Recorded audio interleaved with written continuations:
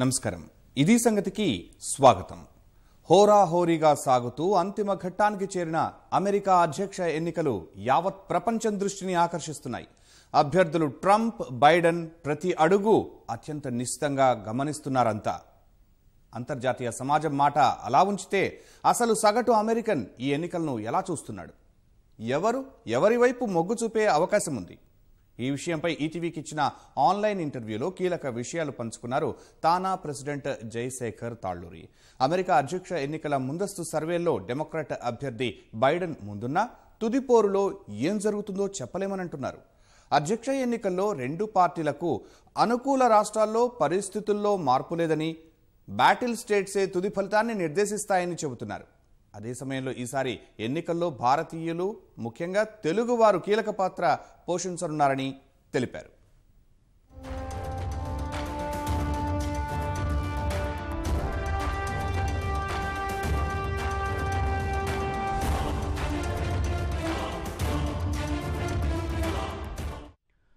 ప్రపంచంలోనే అత్యంత ముఖ్యమైన ఎన్నికకు సంబంధించి ఎన్నికల ప్రక్రియ ఇప్పటికే మొదలైంది. నవంబర్ 3వ తేదీతోటి ఎన్నికల ప్రక్రియ పూర్తవుతుంది. టెంపరితనంతో దుందుడుకుగా వ్యవహరించే రిపబ్లికన్ అభ్యర్థి డొనాల్డ్ ట్రంప్ మరోసారి అధ్యక్షుడిగా ఎన్నికవుతారా, లేక డెమోక్రాట్ల అభ్యర్థి బైడెన్ విజేతగా నిలుస్తారా అన్నది సర్వత్రా ఆసక్తి రేకెత్తిస్తుంది. మన తెలుగు రాష్ట్రాలకు ఆసక్తి ఎందుకంటే ఈసారి ఎన్నికల్లో భారతీయులు, ముఖ్యంగా మన తెలుగువారు అత్యంత కీలకంగా మారనున్నారు. వీటన్నింటిపై మాట్లాడేందుకు మనకు ఆన్లైన్ ద్వారా న్యూయార్క్ నుంచి తానా ప్రెసిడెంట్ జయశేఖర్ తాళ్లూరి అందుబాటులో ఉన్నారు. అమెరికా అధ్యక్ష ఎన్నికకు సంబంధించి అక్కడ జరుగుతున్న ప్రాసెస్కి సంబంధించి మరిన్ని వివరాలు ఆయన మాటలను తెలుసుకుందాం. నమస్తే జయ్ గారు. నమస్కారం అండి. అమెరికా ఎలక్షన్ ప్రాసెస్ మొదలైంది. ఇప్పటికే చాలా రాష్ట్రాల్లో ఓటింగ్ కూడా జరుగుతూ ఉంది. అమెరికా ఎలక్షన్ అంటే కేవలం అమెరికాకు సంబంధించిందే కాదు, ప్రపంచంలో చాలా దేశాలు కూడా ప్రభావితమవుతాయి. అత్యంత శక్తివంతమైన దేశం అది. ఇప్పుడు ఎలక్షన్ ప్రాసెస్ ఎలా నడుస్తుంది అక్కడ? చాలా రాష్ట్రాల్లో ఎలక్షన్ ప్రాసెస్ మొదలైందండి. పీపుల్ వెళ్ళి వాళ్ళ ఓట్లని వేసుకుంటున్నారు. చివరిగా నవంబర్ 3వ తారీఖు నాడు ఫైనల్గా ఎలక్షన్ ఓటింగ్ పూర్తవుద్ది. ఎప్పుడూ కూడా అమెరికా ఎలక్షన్ అంటే మనకి బయట ఇండియాలోనే ఎక్కువ మీడియా అడావిడి ఉంటుందేమో, చాలా తక్కువగానే ఉంటుంది అమెరికాలో. మీరు ఓటింగ్ పోలింగ్ శాతం కూడా చూసినా కూడా గత ఇన్ని ఎలక్షన్లో కూడా 55% కన్నా ఎక్కువ ఎప్పుడు పోల్ అవ్వనమాట.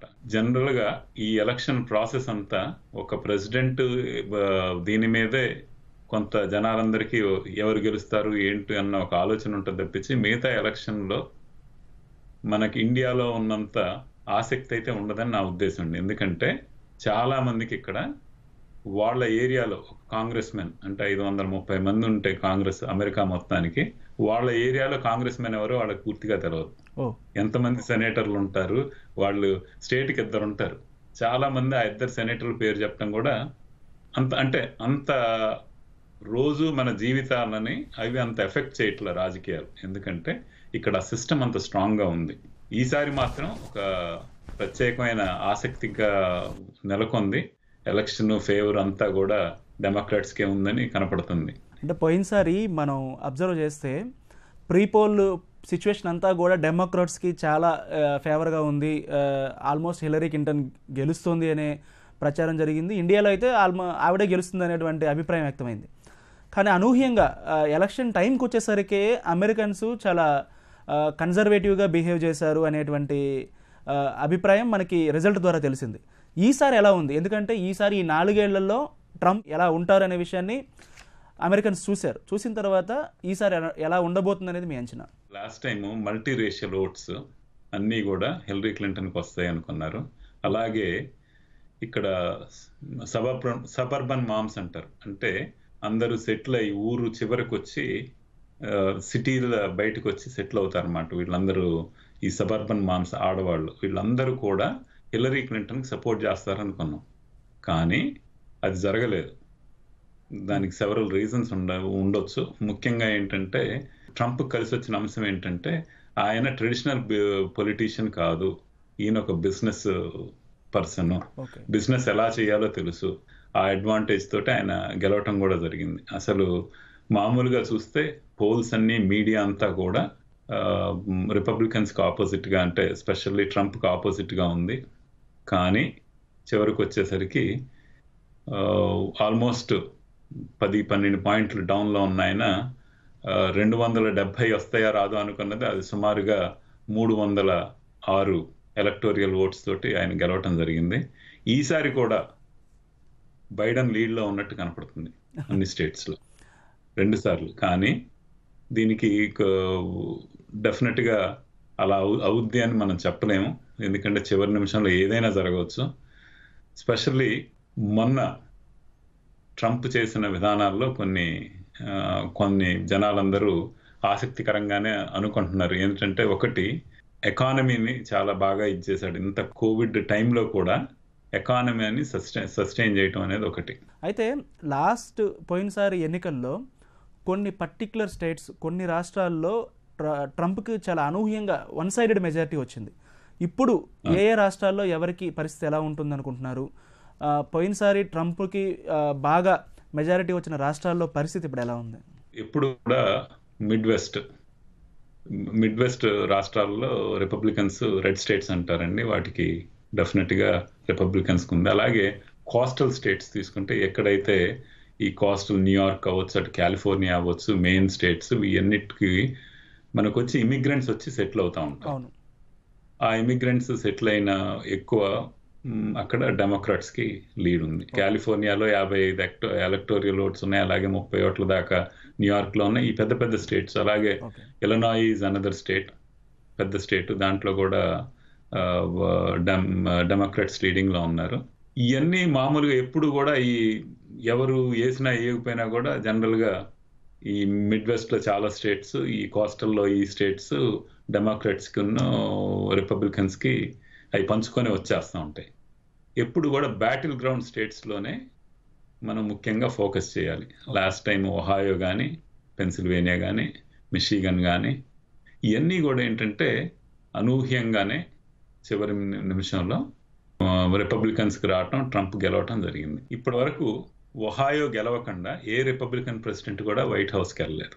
ఒహాయో ఇస్ ఒక ఇంపార్టెంట్ స్టేట్ అండి.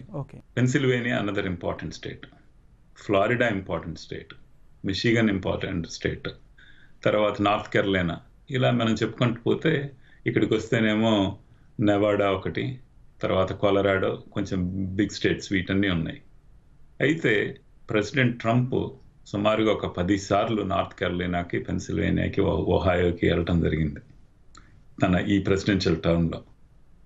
కానీ ఇక్కడ కొన్ని మనం చెప్పుకోవాలి. ఏంటంటే వైస్ ప్రెసిడెంట్ బైడెన్ పుట్టింది పెన్సిల్వేనియాలో. ఆయన డెలవేర్కి సెనేటర్గా ఉన్నాడు, పనిచేశాడు. 47 సంవత్సరాల్లో ఆయనకు రాజకీయ అనుభవం ఉంది. కానీ ఆయన ఎప్పుడు ఆల్వేస్ ఏమంటారంటే is a third senator from Pennsylvania అంటారు అనమాట. సో ఎందుకంటే ఈ 2 పక్క స్టేట్స్, ఆయన డెలవేర్లో సెనేటర్గా ఉన్నా కూడా పెన్సిల్వేనియాలో ఉంటాం వాళ్ళని. సో అది బైడెన్కి ఒక అడ్వాంటేజ్ ఉంది. అలాగే జాన్ కాసిక్ అని ఒహాయో గవర్నరు, ఇంతకు ముందల 2 సార్లు రిపబ్లికన్ గవర్నర్ చేశాడు, ఆయనకు మంచి పేరు ప్రఖ్యాతలు ఉన్నాయి. కానీ ఆయన ఈసారి డెమోక్రాట్స్కి చేయటం జరుగుతుంది. అలాగే జాన్ మెకేన్ ఇంతకుముందు ప్రెసిడెన్షియల్ క్యాండిడేట్గా పోటీ చేశాడు, రిపబ్లికన్ క్యాండిడేట్. ఆయన వైఫ్ వచ్చి, ఆయన చనిపోయారు, వైఫ్ వచ్చి డెమోక్రాట్స్ సపోర్ట్ చేస్తుంది. సో వీటన్నిటిని చూస్తూ ఉంటే, ఇప్పుడున్న లీడ్ని బట్టి చూస్తూ ఉంటే డెఫినెట్గా కూడా కొంతవరకు డెమోక్రాట్స్ లీడ్లో ఉన్నట్టు కనపడుతుంది. అంటే ఏవైతే క్రూషియల్ స్టేట్స్ ఉన్నాయో అక్కడ డెమోక్రాట్స్కి ఎడ్జ్ కనపడుతుంది. క్రూషియల్ స్టేట్స్ ఏవైతే అనుకుంటారు డిసైడ్ చేసే స్టేట్స్లో వాళ్ళకి ఆల్మోస్ట్ 6-7% తేడాలో లీడ్లో ఉన్నారండి బైడెన్. కానీ ఈ మిగతా వాళ్ళందరూ ఇప్పుడు ఏంటంటే ఈ స్టేట్స్లోనే చాలామంది ఇమిగ్రెంట్స్ ఉన్నారు, మన వాళ్ళు ఉన్నారు. వీళ్ళందరూ ఓట్లు కూడా ఎలా వెళ్తాయని అన్నది కూడా ఒక ఇంపార్టెంట్ పాయింట్ అనమాట. సార్, ఇప్పుడు ఇంతకుముందు మీరు చెప్పినట్లుగా లాస్ట్ టైము బిజినెస్ పీపుల్ ఎక్కువగా ట్రంప్ను సపోర్ట్ చేశారు అన్నారు. ఆయన అధికారంలోకి వచ్చారు.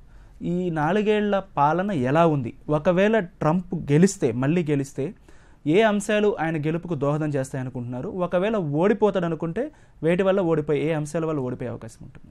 ఆయన స్ట్రాంగెస్ట్ ఏంటంటేనండి, ఎకానమీ విషయంలో చాలా చక్కగా డెవలప్ చేశాడు. ఇప్పటివరకు స్టాక్ మార్కెట్స్ కానీ, బిజినెసెస్ కానీ, అన్ఎంప్లాయ్మెంట్ రేట్ కానీ సో ఫార్ చాలా బాగుంది అమెరికాలో. ఈ కోవిడ్ వచ్చాక కొంచెం, ఈ కోవిడ్ టైంలో కూడా ఈ ఎకానమీ సస్టైన్ అయినట్టు ఏ దేశంలో కూడా ఎకానమీ సస్టైన్ అవ్వలేదు. అది ఆయనకు ఒక strong point.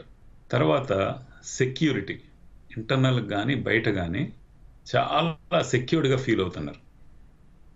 Okay, even though ఈ బ్లాక్ లైఫ్ మ్యాటర్స్ ఇదంతా జరిగినా కూడా ఆయన సెక్యూరిటీ విషయంలో అందరూ కూడా చాలా చాలా చాలా స్ట్రాంగ్గా ఉన్నారు. తర్వాత ఇంకోటి చెప్పాలంటే ఫారిన్ పాలసీ.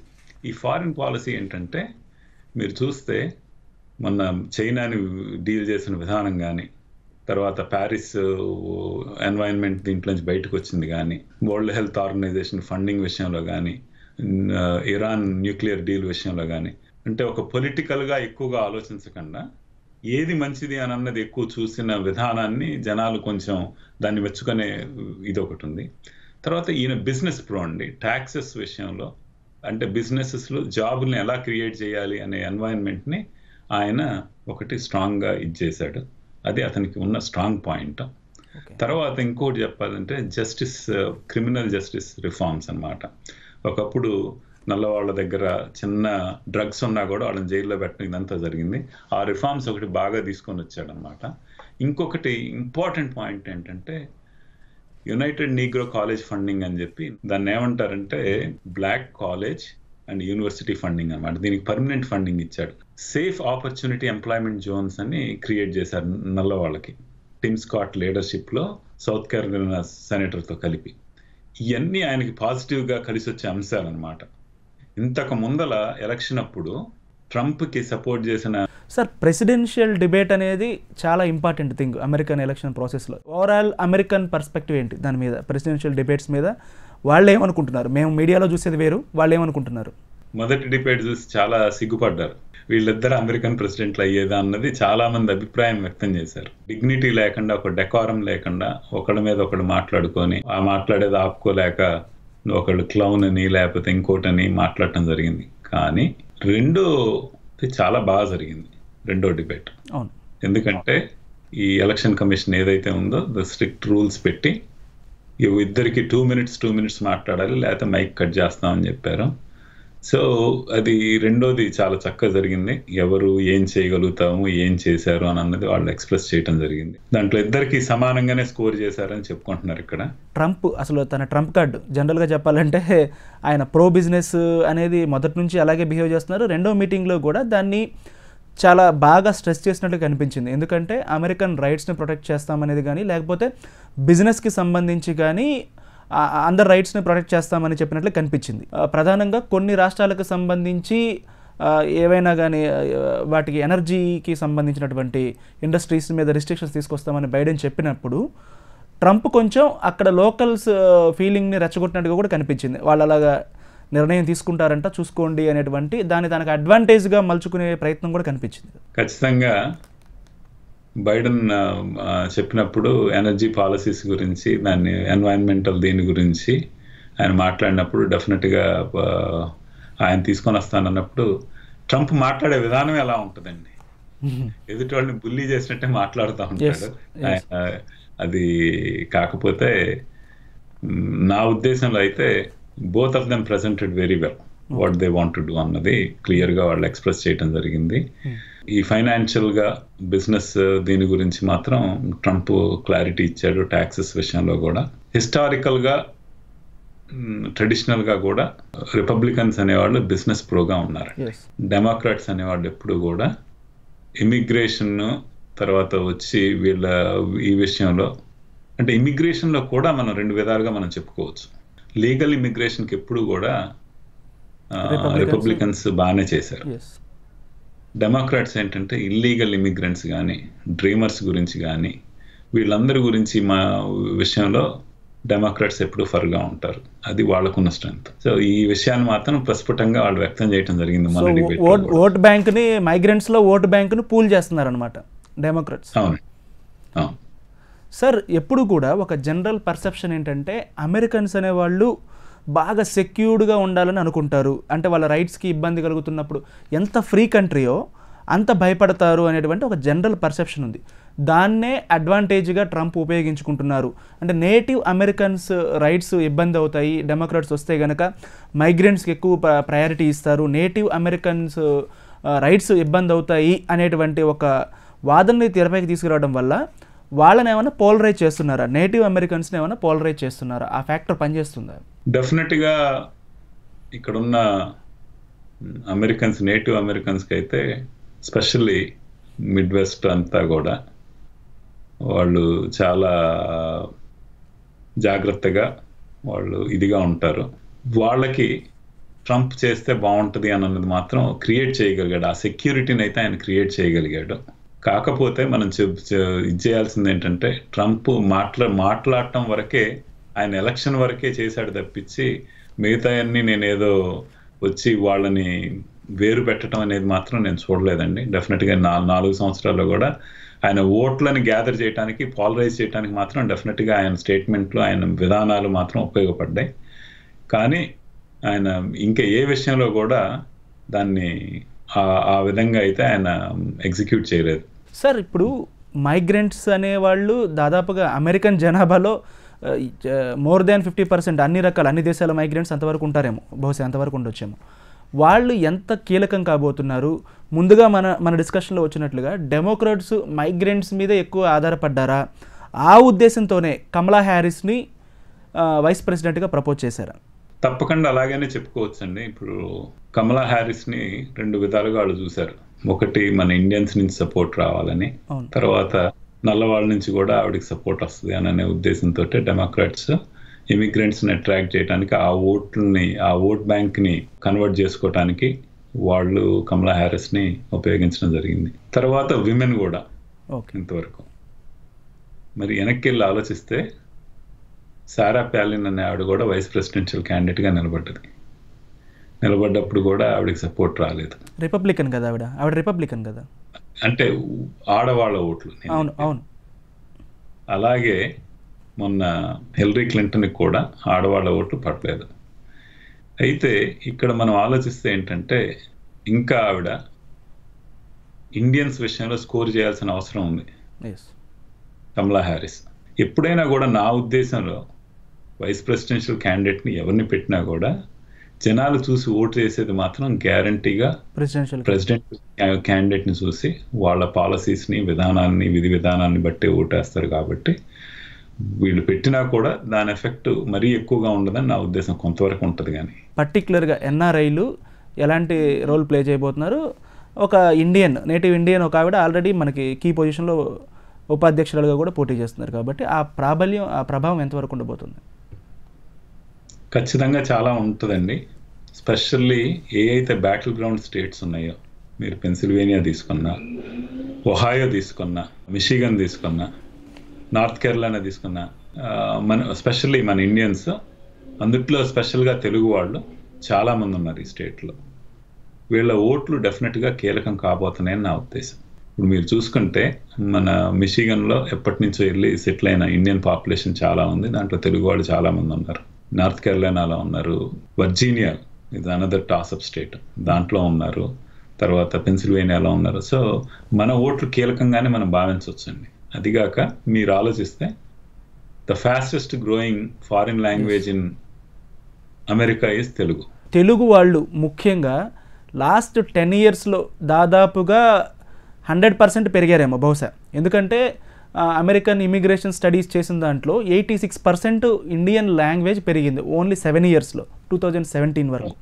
ఈ 3 ఏళ్లలో ఇంకా పెరిగి ఉండొచ్చు, బహుశా 100% పెరిగారేమో లాస్ట్ 10 yearsలో. వీళ్ళ ఎంతమంది ఉన్నారు అసలు, తెలుగు వాళ్ళు ఎంతమంది ఉన్నారు, వీళ్ళ ఓటింగ్ ఎంతవరకు ప్రభావితం చేయబోతుంది? సుమారుగా 1.3 million వరకు మన వాళ్ళు తెలుగు వాళ్ళు ఉండొచ్చు అని మనం చెప్తున్నారండి. ఓకే, మొన్న కూడా గ్రీన్ కార్డులు I-140, 485 విషయానికి వస్తే మన 500,000 ఉంటే దాంట్లో సుమారుగా 350,000, 300,000 మన వాళ్ళే ఉన్నారు తెలుగు వాళ్ళు. ఆ స్టేజ్కి వచ్చింది. ఇవాళ మనం ఎలక్షన్ బ్యాలెట్ చూసినా కూడా కింద వన్ ఆఫ్ ది లాంగ్వేజ్ తెలుగులో కూడా రాసి ఉంటుంది, మీరు ఈ నెంబర్కి రాసి ఇచ్చేయండి అని. సో తెలుగు వారి ఇంపార్టెన్స్ ప్రతి చోట్ల మనకు కనపడుతుంది. అదే ప్రపంచంలోనే అతి ప్రధానమైనటువంటి ఎన్నికలో తెలుగు భాష ముద్రించారు, బ్యాలెట్ పేపర్లు తెలుగు భాష ముద్రించారు, అంటే అంత ప్రాధాన్యత వచ్చింది. డెఫినెట్గా మన తెలుగు వారి ప్రాధాన్యత అయితే సంతరించుకుంది.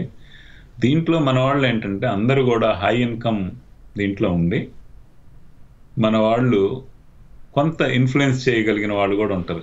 ఎన్నాళ్ళు రాజకీయాల్లో లేరు కానీ ఇప్పుడు మాత్రం ఈ జనరేషన్ ఇప్పటి నుంచి ఏంటంటే కొంత రాజకీయాల్లోకి ఆ యాంగిల్లోకి మన వాళ్ళు పాలిటిక్స్లోకి వెళ్ళటం, దాని గురించి చూడటం కూడా జరుగుతుంది. కాబట్టి లేదా ఫండ్ రైజర్స్ మన వాళ్ళు ఏంటంటే డబ్బులు అంటే కొంచెం స్థిరపడి మంచి ఫైనాన్షియల్ బ్యాకింగ్ తోటి ఉన్నారు కాబట్టి ఫండ్ రైజర్స్ కూడా మన వాళ్ళు బాగా చేయటం కానీ దాంట్లో యాక్టివ్గా ఉండటం కానీ ఇప్పుడు జరుగుతుంది. సో మన ఓటింగు కీలకమే, మన డబ్బులు కీలకమే, అలాగే మన వాళ్ళు ఆలోచన విధానాన్ని మనకి ఆ ఇంపార్టెన్స్ అయితే ఇప్పుడు అమెరికా ఎలక్షన్లో మనకు ఇస్తున్నారు అన్నది నా ఉద్దేశం పర్సనల్. మన వాళ్ళ మొగ్గు ఎటువైపు ఉంది సహజంగా, ఎప్పుడు ఎలా ఉంటుంది, ఈసారి ఎలా ఉండబోతుంది?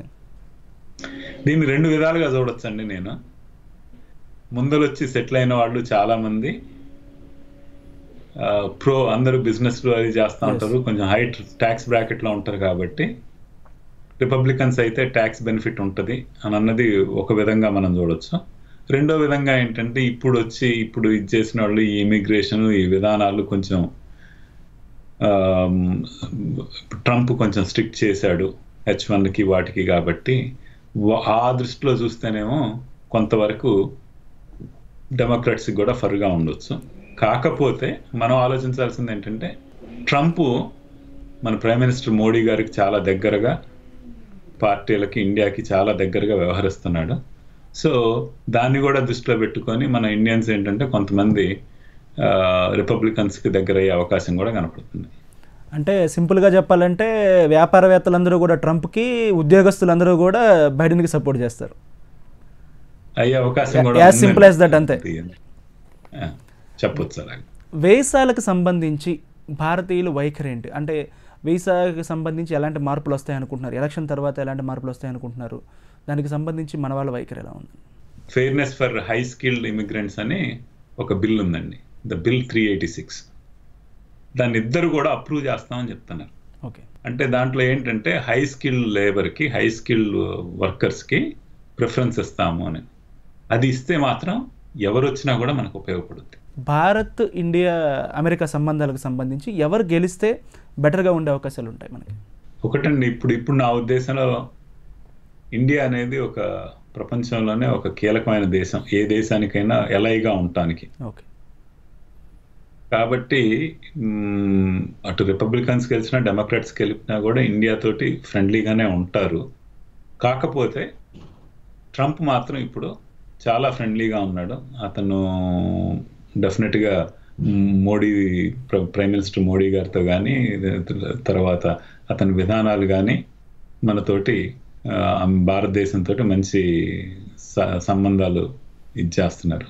దాని అన్నిటికన్నా కూడా ముఖ్యంగా ఏంటంటే ఇతను పూర్తిగా అవుట్ రైట్గా చైనాని ట్రంప్ వెలివేసినట్టు చేసి బిజినెస్ వీటిలో, కాబట్టి మన ఇండియాకి దాని మూలాన బెనిఫిట్ అవుద్దని నా ఉద్దేశం అండి. సో పర్సనల్గా కొంత రిపబ్లికన్స్ గెలిస్తే ఇంకొంచెం ఉపయోగపడుతుందని నా ఉద్దేశం. H1 వీసాలు కొంచెం కొంతసేపు పక్కన పెడితే ఇప్పుడు అలా తీసుకున్నా కూడా మనం H1లు రాకపోయి ఇక్కడ ఎడ్యుకేషన్కి మనకి ఈ దేశం రాకపోయినా కూడా ఇండైరెక్ట్గా అది మన దేశాన్ని చాలా లాభపడుద్ది. ఎందుకంటే ఈ వర్క్ అంతటిని అవుట్ సోర్స్ చేస్తారు. ఓకే, ఈ వర్క్ నెక్స్ట్ మనకి ఇక్కడ అమెరికాలో జరిగే సాఫ్ట్వేర్ వర్క్ అంతా కూడా ఇండియానే వస్తుంది. ఓకే, సో ఈ ఒకవేళ H1 వీసాలు స్ట్రిక్ట్ చేసిన ఫ్యూచర్లో ట్రంప్ ఇక్కడికి వచ్చే వాళ్ళకి కొంత ఇబ్బంది ఉన్న వాళ్ళకి కొంత ఇబ్బంది ఉన్నా ఓవరాల్గా మాత్రం అమెరికాలో ఉన్న చాలా వరకు ఇండియాకి వెళ్ళిపోద్దని నా ఉద్దేశం. డైరెక్ట్గా ఇండైరెక్ట్గా వాళ్ళు ఇండియా మీదే డిపెండ్ అయి ఉంటారు, అంతకుమించి వేరే స్కోప్ లేదు వాళ్ళకి, వేరే ఛాన్స్ లేదు. మిగతా కంట్రీల మీద ఉన్నా కూడా మేజర్ చంక్ ఆఫ్ వర్క్ ఇక్కడ H1లు తర్వాత ఇక్కడ స్టూడెంట్స్గా వచ్చి మనం చేసినా కానీ ఒకవేళ ఆ విధానాలను ఏమన్నా వాళ్ళు కొంచెం స్ట్రిక్ట్ చేసినా కూడా ఓకే డెఫినెట్గా ఆ వర్క్ అంతా ఇండియా వెళ్ళొద్దని నా ఉద్దేశం. సో అప్పుడు మనకి కంట్రీకి బెనిఫిట్ అవుతుంది, కంట్రీకి బెనిఫిట్ అవుతుంది, డెఫినెట్గా చాలా కంట్రీకి చాలా బెనిఫిట్ అవుతుంది. థ్యాంక్ యూ సార్ జై గారు, ముఖ్యమైన విషయాలు అందించినందుకు థ్యాంక్ యూ. నమస్కారం అండి. మరొకసారి మీకు ఈ టీవీ ప్రేక్షకులందరికీ నమస్కారం తెలియజేసుకుంటాను. Thank you sir. ఇది అమెరికా ఎన్నికలకు సంబంధించి ప్రవాస భారతీయులు తానా ప్రెసిడెంట్ జయశేఖర్ తాలూరి గారితో ప్రత్యేక ముఖాముఖి. నమస్కారం.